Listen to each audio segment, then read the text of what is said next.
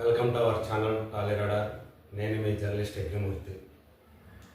హరిహర వీరమల్లు మరికొద్ది గంటల్లో విడుదల కాబోతోంది.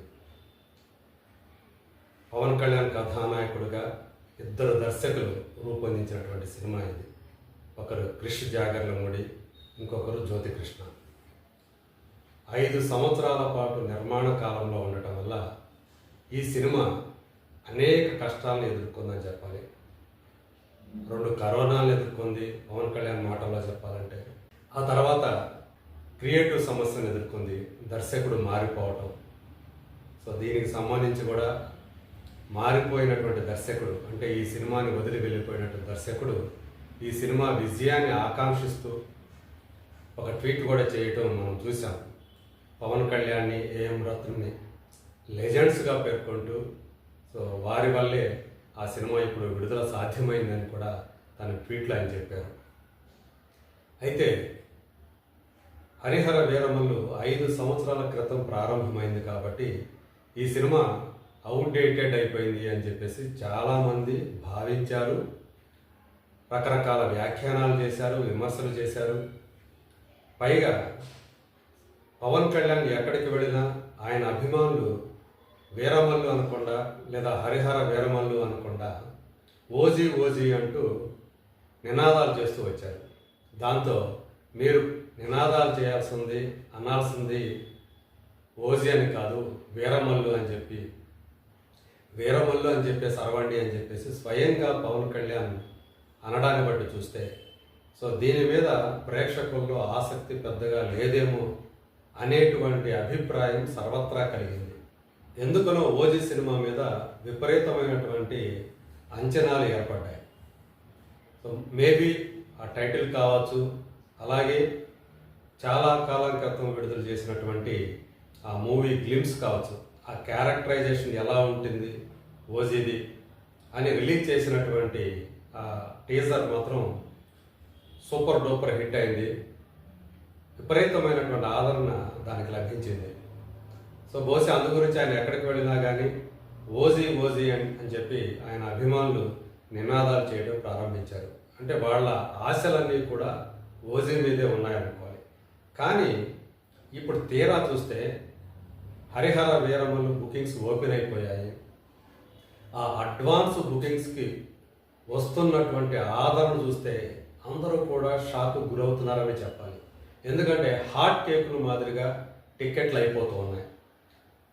థియేటర్ల వాళ్ళు, అలాగే డిస్ట్రిబ్యూటర్లు ఎప్పటికప్పుడు స్క్రీన్ల సంఖ్యని, షోల సంఖ్యని పెంచుకుంటూ పోతున్నారు. మీరు ఎన్ని స్క్రీన్లు పెంచుకోండి, ఎన్ని షోలను పెంచుకోండి, మేము కొంటామని చెప్పేసి జనాలు టికెట్లు బుక్ చేసుకుంటూనే ఉన్నారు.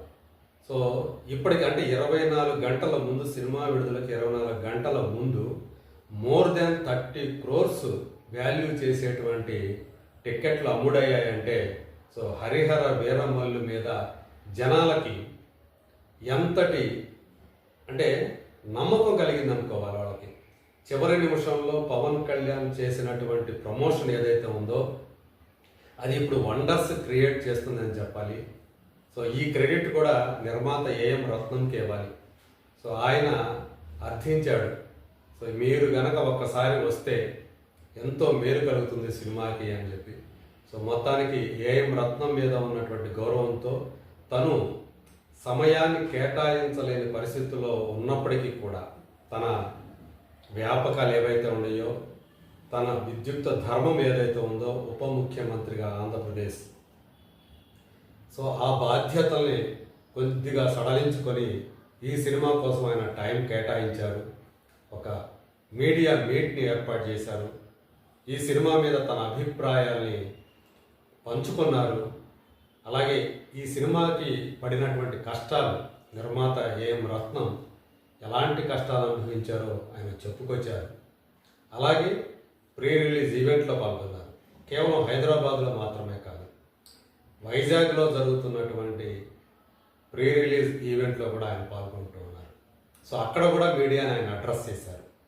సో మొత్తానికి ఆయన ఏదైతే ఈ సినిమా కోసం కదిలి వచ్చాడో 9 సంవత్సరాల తర్వాత, ఎప్పుడో సర్దార్ గబ్బర్ సింగ్ సినిమాకి ఆయన చివరిసారిగా తన సినిమాకి సంబంధించినటువంటి ప్రమోషనల్ ఈవెంట్లో పాల్గొన్నాడు. ఇన్నేళ్ల తర్వాత మళ్ళీ ఆయన హరిహర వీరమల్లు కోసం బయటికి వచ్చారు, ప్రమోషన్ చేస్తూ ఉన్నారు.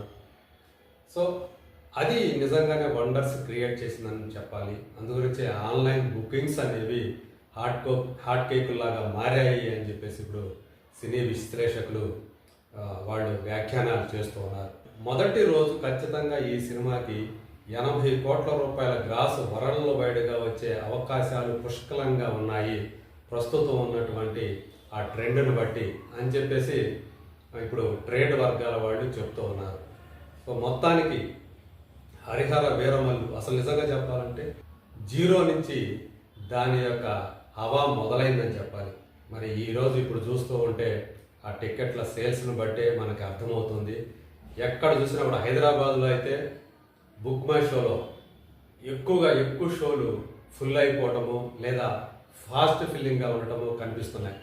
అది కూడా ఏవో ఒక్క థియేటర్లో అంటే మల్టీప్లెక్స్లో అయితే 4-5 షోలు కాదు, 20 షోలు, 30 షోలు, 40 షోలు కూడా వేస్తూ ఉన్నారు. దాదాపు ఎన్ని స్క్రీన్లు ఉంటే ఆ మల్టీప్లెక్స్లో అన్ని స్క్రీన్లలో కూడా మొదటి రోజు వీరమల్లుని ప్రదర్శిస్తూ ఉన్నారు. సో ఇది నిజానికి నిర్మాత పరంగా చూసుకుంటే ఆయనకు ఒక శుభ పరిణామం అని చెప్పాలి. ఎందుకంటే ఈ సినిమా విడుదలకు ముందు అండ్ ఆయన ఇదివరకు చేసినటువంటి సినిమాలకు సంబంధించి పాత బాకీలు కొంతమందికి ఉన్నారు.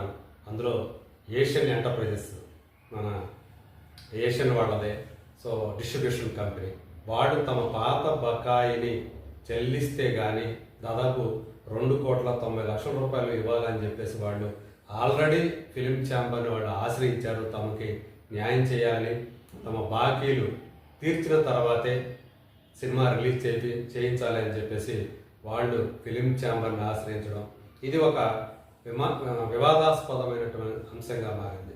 సో ఏఎం రత్నం లాంటి ఒక ప్యాషనేట్ ప్రొడ్యూసర్ కూడా ఇలాంటి పరిస్థితి, అంటే పవన్ కళ్యాణ్ మాటల్లో చెప్పాలంటే ఒక భారతీయ సినిమా క్రియేటివ్ పొటెన్షియాలిటీని పెంచినటువంటి నిర్మాతల్లో ఏఎం రత్నం గారు, ముఖ్యంగా దక్షిణాది సినిమా పొటెన్షియాలిటీని, కమర్షియల్ పొటెన్షియాలిటీని పెంచినటువంటి నిర్మాతగా ఏఎం రత్నం పేరు తెచ్చుకున్నారు. ఆయన ప్రొడ్యూస్ చేసినటువంటి ఒక భారతీయుడి సినిమా ఎన్ని వండర్స్ క్రియేట్ చేసింది. అలాగే తెలుగులో ఎన్ని సినిమాలు ఆయన ప్రొడ్యూస్ చేశారు. పవన్ కళ్యాణ్ తోటి స్వయంగా ఆయన బంగారం అనే సినిమాని తీశారు.